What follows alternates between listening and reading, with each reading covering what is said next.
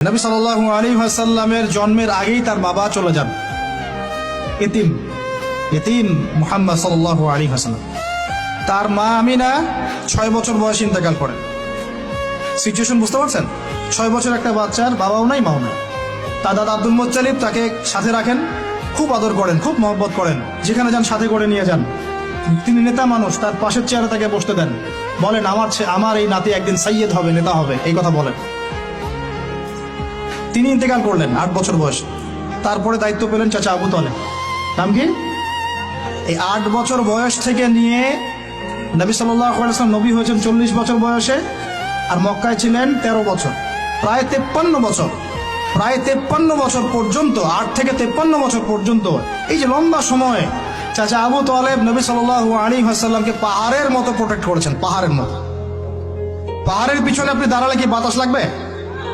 এভাবে তিনি প্রোটেক্ট করেছেন নবী সাল্লাল্লাহু আলাইহি ওয়াসাল্লামকে। তার সন্তানদেরকে যা খাওয়াতেন তার চেয়ে ভালোটা নবীকে খাওয়াতেন সাল্লাল্লাহু আলাইহি ওয়াসাল্লাম।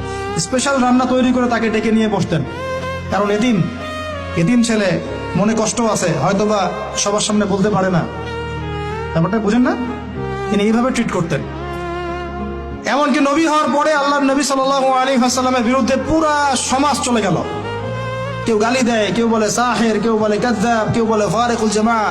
মানুষ গালি গালা শুরু করলো, নিন্দা গীবত তহমত শুরু করলো, অর্থনৈতিক বয়কট শুরু করলো, সামাজিকভাবে বয়কট করা শুরু করলো। এমন কোনো অত্যাচার নাই যা নবী সাল্লাল্লাহু আলাইহি ওয়াসাল্লামকে করা হয় নাই। বুঝতে পারছেন কথা? এইরকম একটা সিচুয়েশনেও চাচা আবু তালেব তিনি বলছেন, তারা তোমার দিকে আসতে পারবে না দলে দলে যতদিন আমি আবু তালেব দাফন হচ্ছি না মাটির তলে। কথা বুঝতে পারছেন? তারা তোমার দিকে আসতে পারবে না দলে দলে যতদিন আমি আবু তালেব দাফন হচ্ছি না মাটির তলে। এইরকম মানুষ চাচা আবু তালেব। মানে আমরা যারা এখানে উপস্থিত আছি, বাংলাদেশে 16 কোটি মুসলমান, সারা বিশ্বের যে এত কোটি মুসলমান, তার মধ্যে বেশিরভাগ মানুষকে যদি আপনি এক পাল্লায় রাখেন, চাচা আবু তালেবের অবদানটাকে আরেক পাল্লায় রাখেন, ওই পাল্লা ভারী হবে ইনশাআল্লাহ।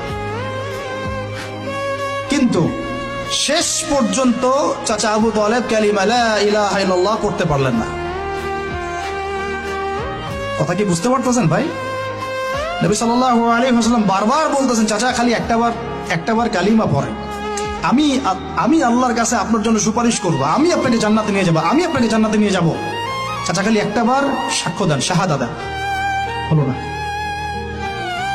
হাদিসের মধ্যে আসছে চাচা আবু তালেবকে জাহান্নামের সবচেয়ে উঁচু স্থানে রাখা হবে, যেখানে তার পায়ের গোড়ালি বা টাকনু পর্যন্ত আগুনে পুড়বে, এতেই তার মগজ টকবক করে ফুটতে থাকবে। নাউযুবিল্লাহ। নবী সাল্লাল্লাহু আলাইহি ওয়াসাল্লাম বলেছেন, আমি যদি না থাকতাম তাহলে আমার চাচাকে আরো নিচে রাখা হতো। এত কিছু করার পরেও ইসলাম কবুল না করার কারণে এই অবস্থা হলো। এখন কি ভাই আমি বুঝতে পারছি যে আল্লাহ পাক যে আমাদেরকে বিনা জিজ্ঞাসাবাদ করেই মুসলিম পরিবারে জন্ম দিয়েছেন, আল্লাহ পাক আমাদের উপর কত রহম করেছেন, আমাদের কত কৃতজ্ঞতা স্বীকার করা উচিত।